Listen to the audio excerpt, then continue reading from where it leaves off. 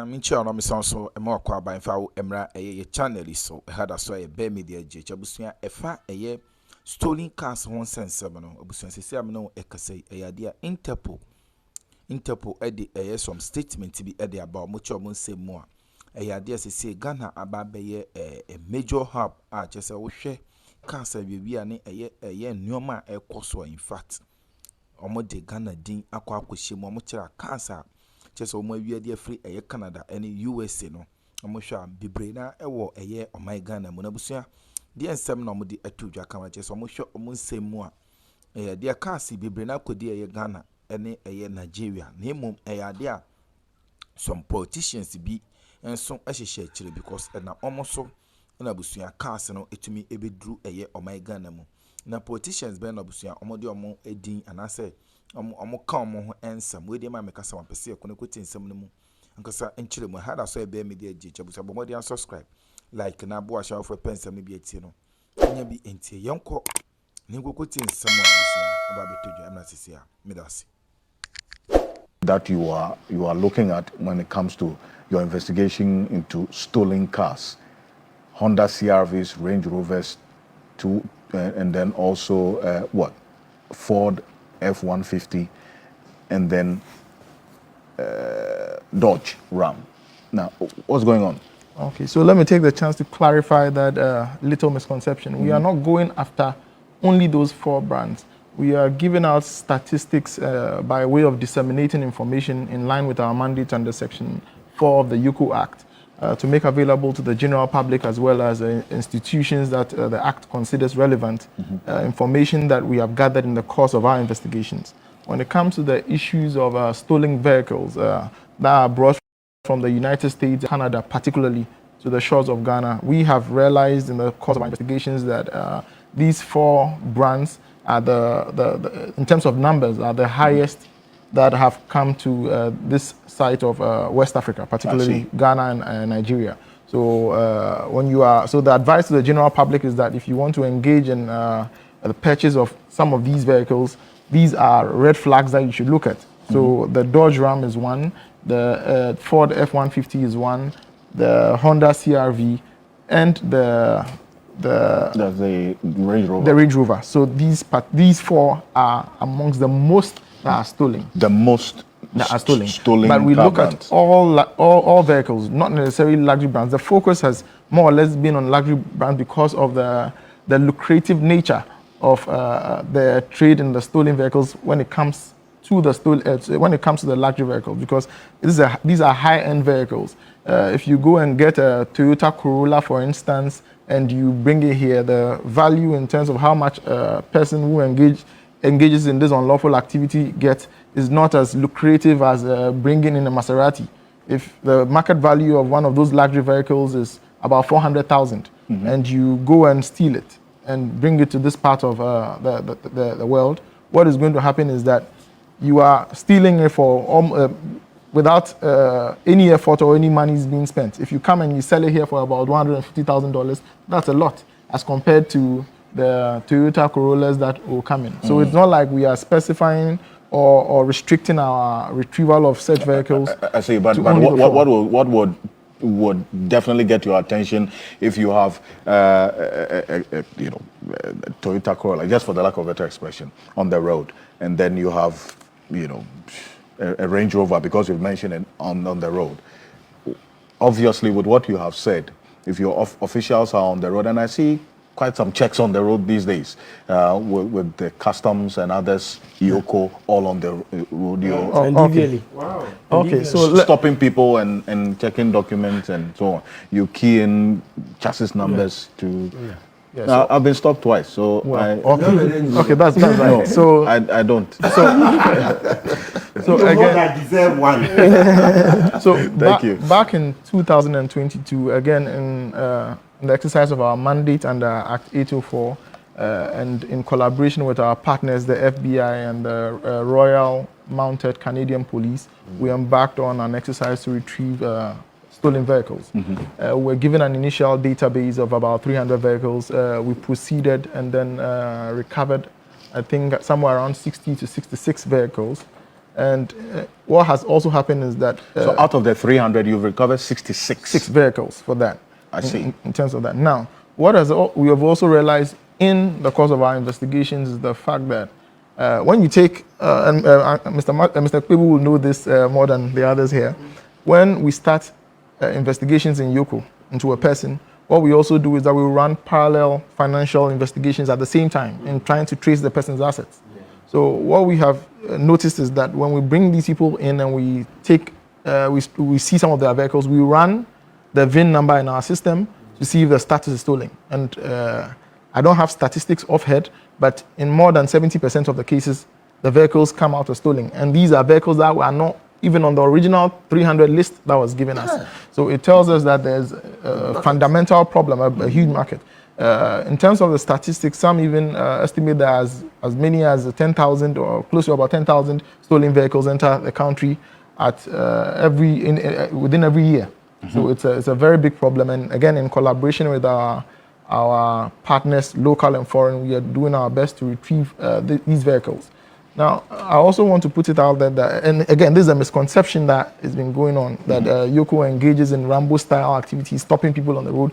We don't do any of such things. What happens is that because we have a database, we are able to track these vehicles to garages and individuals. So there are several ways that we retrieve them. So we can invite you to come over, you bring your vehicles. We can also pursue our own lines of inquiry and go and retrieve the vehicles. But never have we gone in that Rambo fashion to go and so you are able to, with this over 300 list of vehicles that have been flagged as stolen, yes, you are able to trace it to the carport where it is being sold. And then you retrieve that. That's how you retrieved all the 66? Most of the 66, yes. We went to garages where they are usually... some dealers have them in the garages, and these were some of the ways that we retrieved them. Others have also been as a result of ongoing investigations into assets of persons. I see. Of interest. Because this Chatole one was because the person of interest, this Kwabnamwa, right? Then you trace the linkage. Very well. To this, yes. What was the brand? It's a Lamborghini Urus, a yellow Lamborghini Urus. I see. Because for the person who is watching us right now, as you indicated that you traced a number of these vehicles flags are stolen to carports. How do they? Car garages. I beg your pardon. The garages are along the street. You see quite a number of them. When you're driving in town. How do people who are watching us right now get to know that this vehicle I'm buying is a stolen vehicle, so I have to stay away? What should I look out for? Okay, so like I said, I have given a couple of the vehicles, 4 of them that are high-risk vehicles. So if you are purchasing any car, you should, again, I've said this on several platforms, your due diligence has to go beyond a certain threshold, because the lawyers will tell you, if you do not do that due diligence, you are not even armed with any cause of action against the prospective person who has sold the vehicle to you. That's the first thing. Now, our market has usually been that of engagement in terms of accident-prone cars or accident cars or damaged vehicles. These are the vehicles that used to come in. But quite recently, we've noticed that there has been an influx of almost brand new or cars that were manufactured 2-3 years, within a 2-3 year gap. Those are also red flagged. Now you see certain vehicles with a rear view mirror dismantled. These vehicles, that's because they have the GPS implanted in them. So if you see any vehicle with the rear view mirror tampered with or not there, then that should also be a red flag. Now, in terms of there are platforms online where you can do primary checks on the status and history of vehicles. Carfax is one. There's some of them are free. NIBC, that's the National Insurance Crime Bureau of the US. They have a site for checking those. But at times, these are not enough to detail the history of the vehicle, so you have to go a step forward. That's where Yoko and Interpol comes in. Interpol has the stolen motor vehicle platform where they are able to tell you the status of the vehicle, so you can rely on Yoko as well as Interpol for further information on this. I see. Now, Dr. Ato, you want to ask a question? Very quickly. Again, thank you for the information, good education. But can we also have a platform like that in Ghana? Because it's not a few people can check with the US distance base. Can you create even an app? It should be possible that look, hey, you are going to buy a car, take the VIN number, put it on this app, an app that is easy to use, and we will give you an update. So if it's possible, do that, and also communicate these things to us. Put the information. Let order, because like I'm buying a car already, I'm struggling with the cost. To do these background checks may take some, but if you make it simpler and easier for people, they can easily cross-check those things. So do that for us, so that it's possible. Like I said, there are lots of online platforms where you can check the status and history of some of these vehicles. However, they are not comprehensive. If you want a comprehensive history detailing the status of a vehicle, then the best place is to contact either Yoko or Interpol. Interpol, again, I say they have what we call the stolen motor vehicle platform, where they are able to access information in terms of these vehicles at a certain cost.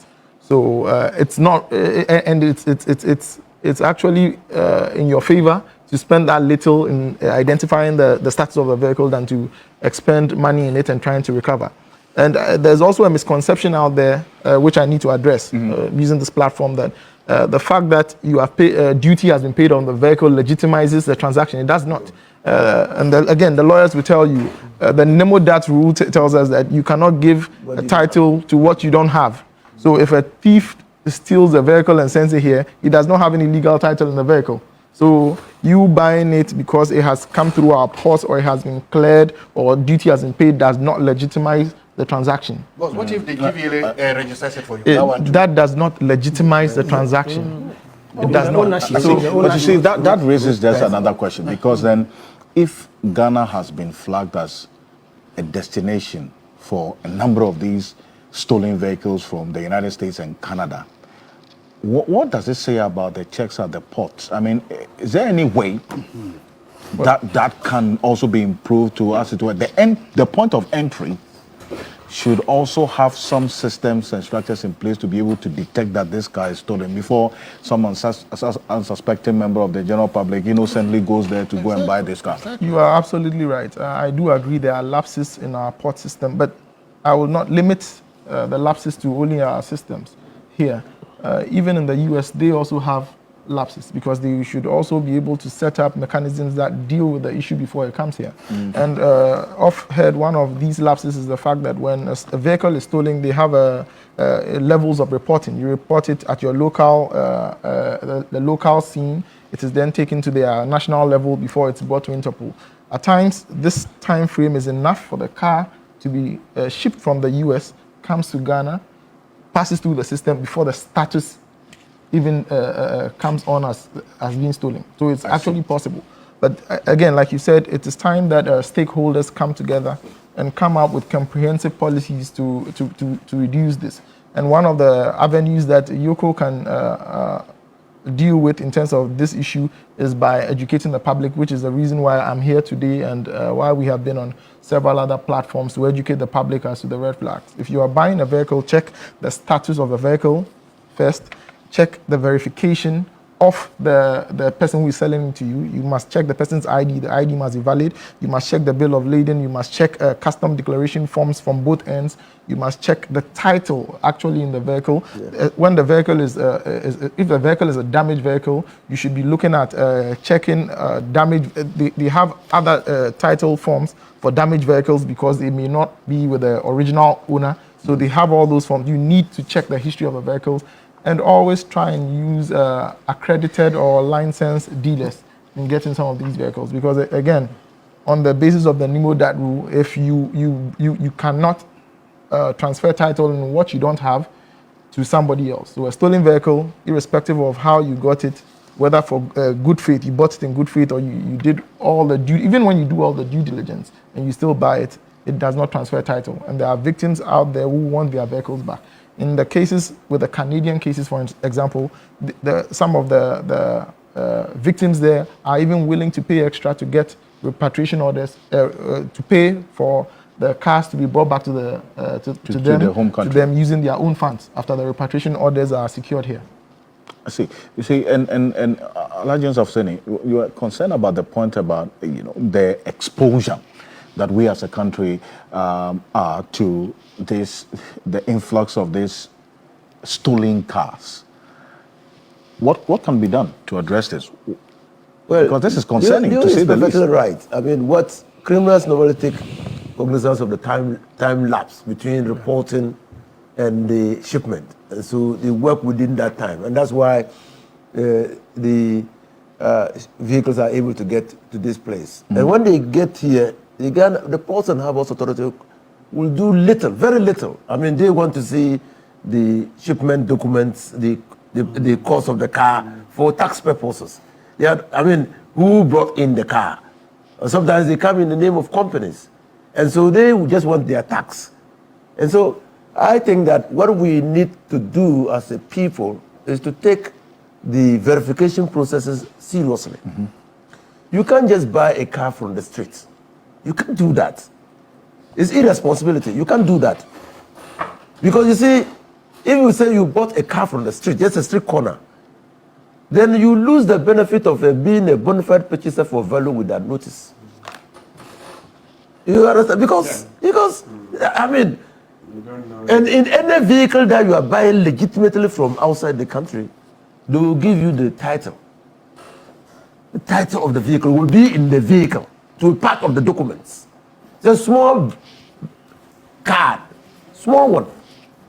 So who was the owner of the vehicle? How was it sold? Was it by auction? They will indicate all that there. And to be in the vehicle. Okay? And even in abroad, if you buy a vehicle that way, that's what you are going to show at the port for them to ship the vehicle. Because if they don't see the title, okay, and they give you only one key, which is in the car, and the other key is left with you. So the person who ships the vehicle. So if you buy a vehicle which has only one key, you should put you on notice. You put you on notice. Very interesting. Yes, Leo.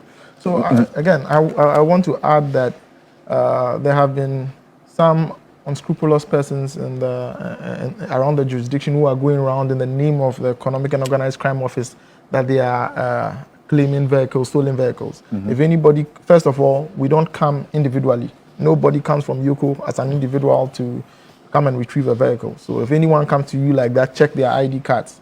Again, like Senior said, if somebody brings you only one key, that's a suspicious thing that you should be looking at. Even the value of the vehicle. You know the market value of a vehicle as being 500,000, 600,000, and it's being sold to you for 100,000. That should be a red flag. And note that if you don't take your steps to go through all these due diligence processes, you may also be a co-conspirator or guilty of a criminal offense. And under Section 147... Mean the person who was going to buy the vehicle. Yes. Under Section 147 of Act 29, possession of the mere possession, not even you knowing the history or the transactions involving the theft of the vehicle is not enough. The mere possession puts you under dishonestly receiving, and you could face jail time. And once you are charged with an offense of dishonestly receiving, automatically money laundering comes in. So the public should be cautious in some of these things. And most of the vehicles too that are stolen from there, some of them are also subject of other criminal enterprises there. If you look at a couple of the F-150s that were retrieved, seem to have bullet holes in the driver's side. So it tells you that these are vehicles that were snatched under some form of violence. So if you are not careful, you become a co-conspirator. I see. Did they ever come at any point with your investigation into this Lamborghini that Shatawale had that he was told that somebody had been shot in the car? Well, these are things that are within an ongoing or active investigations. This is not a platform to say that. I respect Where that. did you get that? No, he said it himself. So that's what I'm finding out from him. I mean, Shatawale himself said it. That's what I'm finding out from him. I'm not privy to that information. That the first time he was called about this Lamborghini, he was told that it was because someone had been shot. Yeah, I've heard it elsewhere too. That the person has actually been murdered. I mean, he died. That the person died, the owner.